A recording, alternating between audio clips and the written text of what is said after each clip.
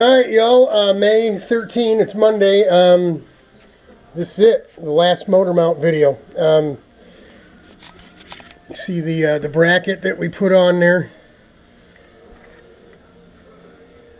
We cut that piece of round stock, like I said, drilled it, tapped it. Didn't have to drill a bolt. This cabinet at the old place had all the parts and pieces in it, so in this box. It's everything that was on top of this counter at the old place. And sure as anything, as you can see, clutch cable's up the yazoo.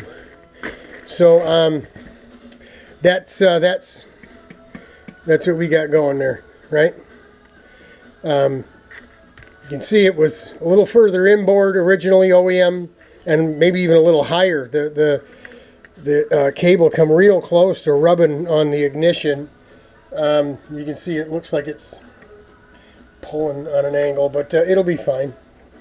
You only use the clutch to take off anyway, right? So there you go. Motor mount done. Started looking at the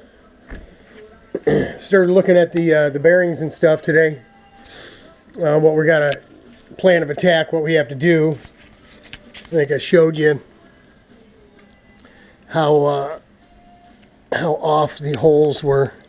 This isn't, so they're not equal. This one's further back because of that riv nut that's in the way. 99% sure it's holding that thing up. But anyway, what we'll do first is we'll clear the hanger for the bearing to get in, so it clears, not super close.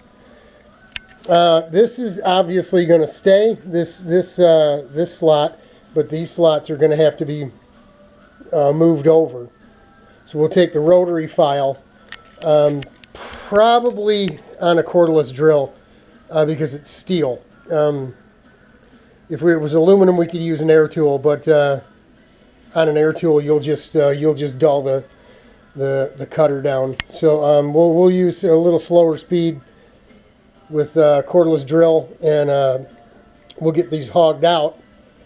Then of course we'll transfer that pattern to the steel blanks, right, that we're going to make to weld over top of here. And those will just have one nice slot, you know. We may be able to use these, a bit of this to plug weld from the backside a little bit, besides the stitching we're going to put on it. I did use the MIG and TIG welder today, so that's a bonus. We just kind of took the whole motor and everything with the bracket on there right over to the table there where the welders are at, and just put the ground on it and just used the MIG to put one good tack on it, you know, one big fat heavy tack, and then we welded the backside as well with the TIG, and went over the front, put a couple drops on there as well. So this is going to have to come off. We down here in the box is the nut for this, so we need to get that squared up and taken care of. We're going to have to lengthen this thing, I think, or move it or something. This is not the right size for obviously for the heim joint here. It looks like it's 8mm. Yeah, so yeah, it looks like 8mm. So we got a little more work to do, but the motor mount's done. Motor mount, clutch perch done. We could bolt it on if we wanted to. Yeah, so 8.6, part 8, section 6, the engine mount in the can. It's been four hours, an hour and a half weed whacking, 3 hours riding the mower. I'm whipped, man. I'm tired. It takes a lot out of you. It's rough. The grounds out here, just, it's not smooth like you're riding a mower on a lawn in the city. And so it takes its toll. But just wanted to show you that. She's looking good.